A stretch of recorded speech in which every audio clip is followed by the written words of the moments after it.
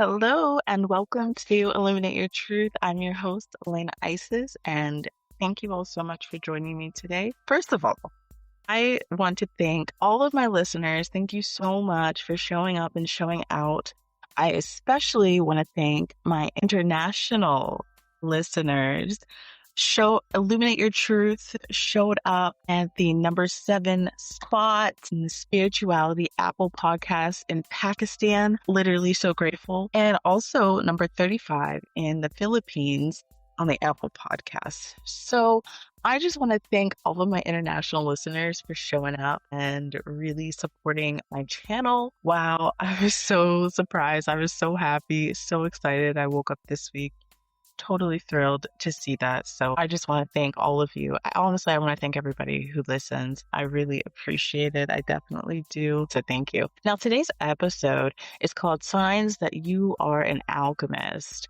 So the definition of an alchemist, in my opinion, is someone who transforms pain into power, and pain into wisdom, darkness into light, and experience into purpose. So sign number 1 is that you naturally turn pain into power. You can find the meaning in the most difficult situations. Now, with alchemists, I always feel like bad shit happens, right? Bad shit. Nothing's really bad. There's especially energy. There's not really any bad energy. It's all energy. But I feel like alchemists have kind of like we're strange. People think we're weird because we don't succumb to our circumstances, no matter how bad they may be. We really try not to play the victim in certain situations that may not seem like they're working out in our favor.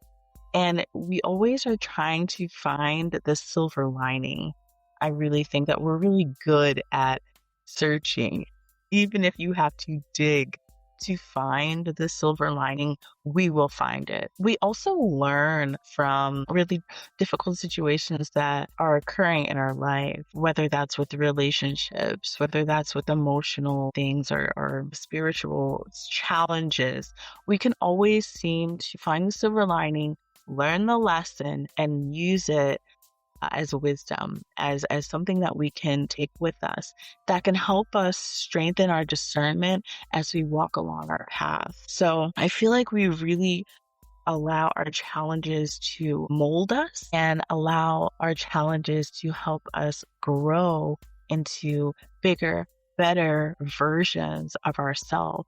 So if you're an alchemist, of course, we may feel sad sometimes about or angry about certain things that may happen in our life that don't seem to be working out in our favor or that don't seem to be the funnest, but we don't stay there very long.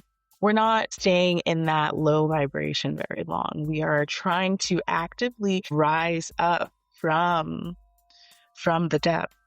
We're actively always trying to find the positivity, like I said, the silver lining in the situation. And so this is huge, actually. This is a really big thing. And that's why a lot of alchemists are really optimistic. We're not super pessimistic because we know that life can always get better. So that's sign number 1. Now, sign number 2 is toxic people and relationships, dark entities, people with dark entities attached to them, people with demonic spirits attached to them, energy vampires, warlocks, drug addicts. They are going to be attracted to your energy. Yes, it sounds really intense, and it is. And you're going to experience this in your life. They're going to be attracted to your energy. It's not you per se, it's your energy. Remember, you are high vibrational, which means you have a high vibe. Okay? And so darkness is attracted to light. Just like a moth is to a flame, darkness is going to be attracted to you. I remember going through this, like questioning it as to like, why are all these entities attracted to me? Why are narcissists attracted to me? And then I learned, I'm like, it's my energy. Now, these people and these energies are going to be attracted to you, but that doesn't mean you allow them into your life just because they're attracted to you. So in the beginning of your journey, like when you're younger, you're going to be learning what a toxic relationship is, what a toxic friendship is. And so in your earlier, younger years, you may find yourself constantly coming up against this, being surrounded by these toxic people, getting into close relationships with toxic people. That's because God wants you to see and learn. God wants you to learn what a toxic person is, what a narcissist is, what a warlock is, what energy vampires do. It's actually how you can differentiate between energy, what energy is yours and what energy is not yours. So these are pivotal moments in your life.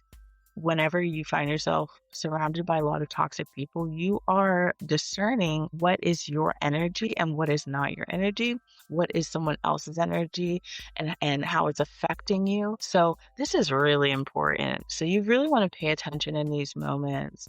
But whenever you get a little older and you start leaving those toxic relationships behind you, leaving them behind, cutting cords, setting boundaries, then you can really start to step into your power. But first, you need to learn what these toxic relationships, toxic people, what entities even feel and look like when they're in people. You have to experience it to know how to transmute it. And so you may find yourself in these situations quite a bit.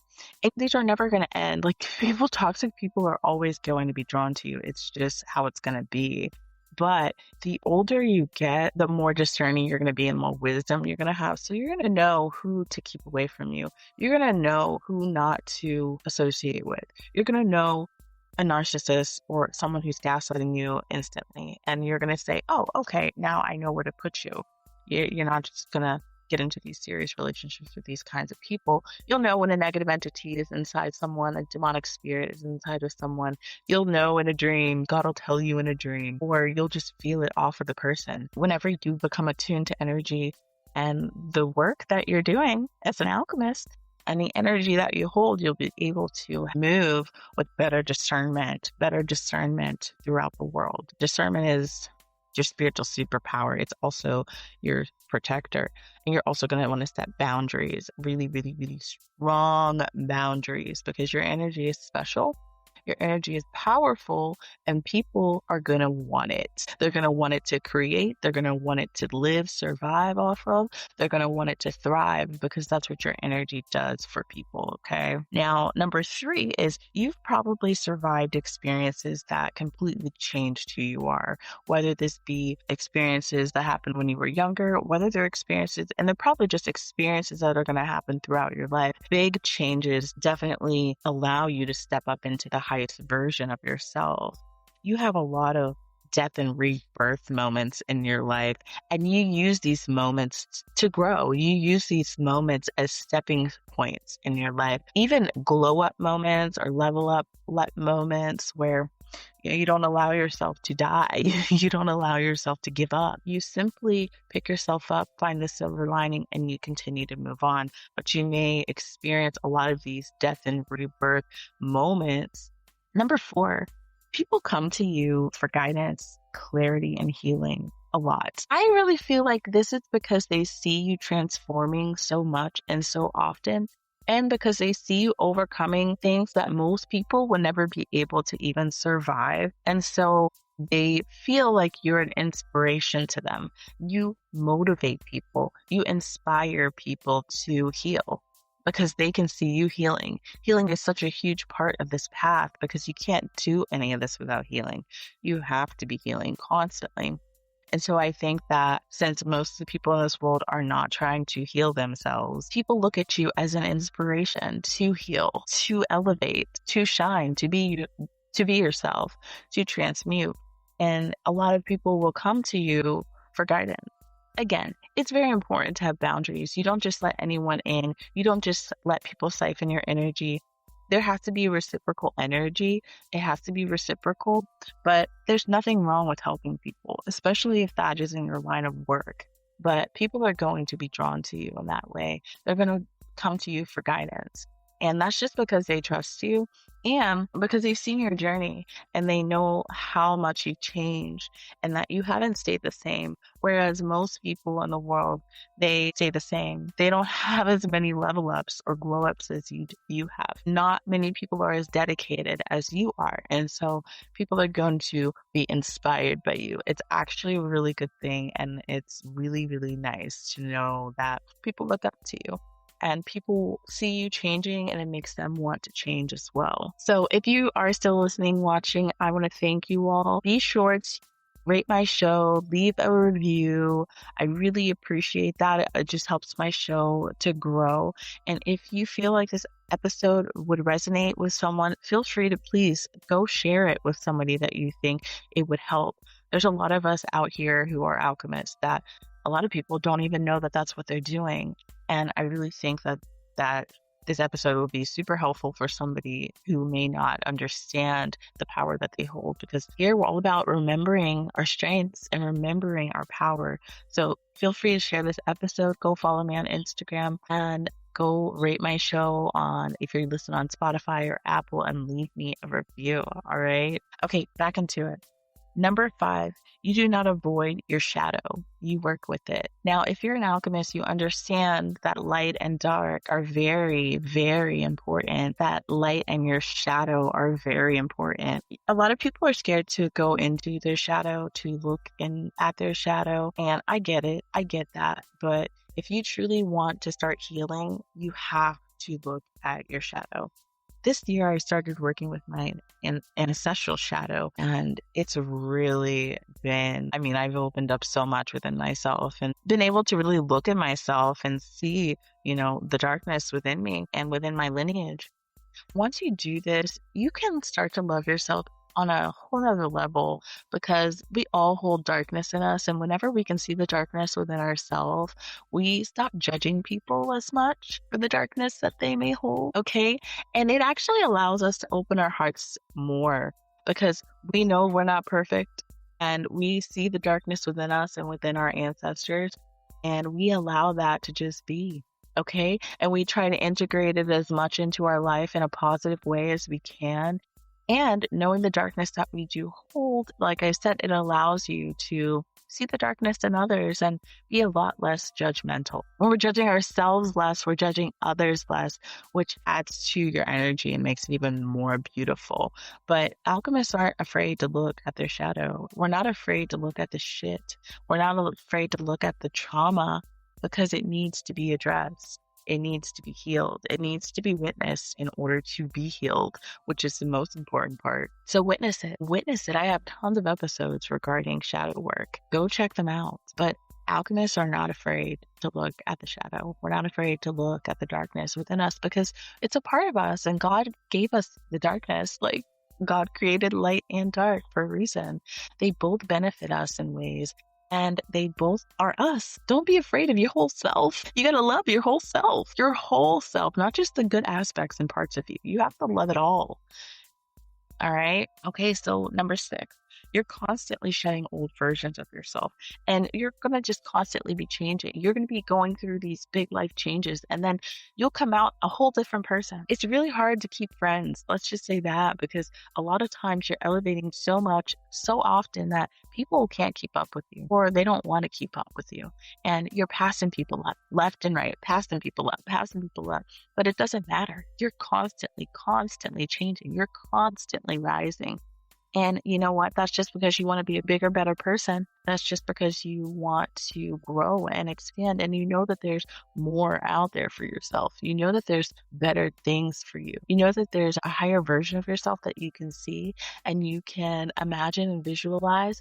And in order to get to that person, you have to change. You're not going to become her or him doing everything that you're doing right now. That is not what's going to get you there. Doing everything that you used to be doing is not going to get you to the person that you need to be in the future, or that you see in your mind's eye. It's not going to work. You can't do the same thing and expect change to happen. You have to change. And so, yeah, you're just constantly shedding, constantly changing. And it's beautiful. You're going to have so many different versions of yourself. And I want that for you. I do. You transmute. Number 7, you transmute negative energy instead of absorbing it. So this is alchemy. transmuting negative energy. When you walk into a room, you can feel the energy of everybody in there. You can feel the energy of the room, the vibe, right? You can feel the vibe. You can feel the vibe of a person you're just meeting. And when you're meeting someone, you can feel if they have a negative entity attached to them. You just can. You don't know how you can, but you can, you know. You don't know how you know, but you know. And this is alchemy. We don't absorb the negative energy, okay? We transmute it, whether that is outside of your body or within through your body. So with negative entity attachments, negative and dark entities, demonic spirits, things like that, I transmute outside of my body. So whenever a negative entity enters my space and I don't want them there, I either transmute with love. So I channel love from my heart chakra out to the entity, or I will call in my spirit guides. I love working with the Arcturians. So I'll either call my Arcturian spirit guides, or I'll call Archangel Michael or Jesus, or I'll ask God to help me transmute the dark entity that is in my space. All right. And I have a whole system for that I do. Or if it's someone who is sending negative energy to me and say they're standing right in front of me, I will allow that energy to move through my body, through my womb, and let it burn through. And that's how I transmute it. And as it burns through, it's transmuting into power, or it's transmuting into wisdom. Yeah. I have certain methods for a lot of things, and I'm sure everybody has different methods. But those are just some of the ways that I transmute energy. And so, yeah, you can transmute through your energy centers, through yourself, or outside of yourself. You can transmute. A lot of people will send energy. You can transmute with light codes. You can transmute with Reiki. You can transmute energy in a lot of different ways. But this is the main thing that you do. You transmute energy. You transmute it into light. You transmute it into power. You transmute it into wisdom. This is the main thing that you do. And it's beautiful. I love transmuting energy. So much fun. Number 8, you are drawn to spiritual, psychological, and esoteric knowledge. Makes sense, right? Alchemy, esoteric knowledge. You're probably a really deep person. You really probably love spirituality and the human mind. These are just a few things that you may be drawn to. And honestly, it makes perfect sense because it's all connected. It's all connected. Number 9, you inspire transformation in others simply by being yourself. And I kind of talked about this before with people look up to you, okay? But you do inspire transformation. People see you transforming and they start thinking, hey, if she can do this, I can. If she can heal, I can. If she can pick herself up from her bootstraps and from that situation that was horrible, that's inspiring. I want to be like that. I can be like that. You give people a visualization of a picture of something that they don't even think is possible. But because you're doing it and being yourself, you're inspiring others to do it and be themselves too. So keep it up. That's a beautiful thing. Number 10, you have a strong sense of justice and you feel injustice extremely deep. I definitely relate to this. I definitely feel injustice in my bones, in my spirit. If I feel like something is wrong or not just, I can literally feel it boiling up in my body. I do. I can. And if you do feel this heavy sense of justice, I suggest getting into that line of work as to where you can assist humans with that. Maybe some type of law or anything that can help with injustice. If you feel called to do any collective healing work, I definitely suggest doing that. I have a podcast episode about my collective healing work that I did in Israel. I shared that on my podcast. So go check that out if you're interested in hearing about that. I was at a point in my life where I needed to feel again. I was like, God, I need to feel something. Like I need to feel alive. And he sent me on this mission to help heal the collective energy in Israel. And boy, did that wake me up. Boy, did that shake me up. But there's always collective healing work that needs done on the planet. You know, there's so many dark things going on, and our light and our energy can always be used to transmute that darkness, whether they're energetic timelines or crossing people over, psychopomp work. It's all super necessary. So pray to God and ask, or your angels or your guides, and see if there's any collective healing work that needs done on the planet. And I would definitely 100% suggest taking part in that and allowing that to help shift energy and transmute and be a part of your spiritual work. Okay, number 11, you are drawn to transformational work like inner work, spirituality, and esoteric topics. So you may find yourself being drawn to healing modalities like doing Reiki or channeling light codes or just healing in general. It's transformational work. You may work a lot with plant medicines. You may love to talk to plants. You may find yourself really attached and close to animals and working with animals and healing animals or healing nature, fighting for Mother Earth. You may feel yourself drawn to that kind of work. Anything that is transformational inner work, you may just be completely obsessed with advancing spiritually, emotionally, mentally, and really just obsessed with inner work and shadow work. But these are just some things. Transformation, okay? Transformation, that's alchemy, transforming. You will really want to take part in these things in your life as much as possible. All right. And number 12, you're probably going to identify as an outsider, a black sheep, and you probably don't fit in. You probably definitely don't fit in with your family. And you probably definitely don't fit in with a lot of people around you. You may not have that many friends. I have a podcast episode strictly created for black sheeps. Go check it out, called The Black Sheep Path. But you may find yourself an outsider. We're kind of weird. Yeah, us alchemists, we're kind of fucking weird. Just gonna be straight up about it. We're kind of not normal and in this world, and that's okay. We're very sensitive to energy. You may talk to aliens, ETs. You may talk to your spirit guides, your ancestors. That's not really normal in earthly terms, but we use these guides to help us grow. We use those guides to help us understand ourselves. And so that's why we're connected to these higher energies, these higher beings. That's why. And so a lot of people don't understand that because a lot of times on this path, you need guidance. And it's not actually going to be from a physical person. It's not. I remember praying and praying and praying to have a mentor. And all of a sudden, I would just be getting these guides that were not in the physical. And I was like, God, what is this? I thought you were sending me a guide. And God's like, this is the guide directly from source. You can't jock that. Okay. You have to appreciate that. That's even better, honestly. And so you just, we're weird. We're fucking weird. Like, what do you could say about it? Like, there's nothing else to say. So yeah, you're going to be an outsider. It's just is what it is. I think the sooner that you accept that and just have love for yourself, like your whole damn self, the easier it's going to be for you, because you can't allow people's judgments of you to hinder you on your work, on your path, because your path is different and it's unique to you. Like nobody's walked the path that you're about to walk or the path that you're walking. And so the more that you love yourself and understand that you're different and it's not going to look the same as some regular person out here in the world, the quicker you can just get on doing your thing, doing your purpose, living your life, being happy, being who you are, stepping into your power, being in your power, and knowing that your energy is extremely powerful. Okay. Your energy is extremely powerful and people want it. It's that powerful. People want it. So be happy about that shit. Take pride in that. You may be an outsider, but you're just different.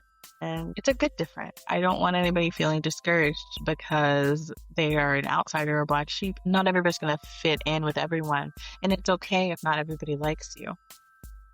It's okay. You're going to live. You'll survive. All right. Thank you so much for tuning in to today's episode. I had so much fun. I always really love talking about these types of things. But I hope that you guys were able to understand that if you experience most of these signs, if you experience all the things that we talked about today, then you are probably an alchemist.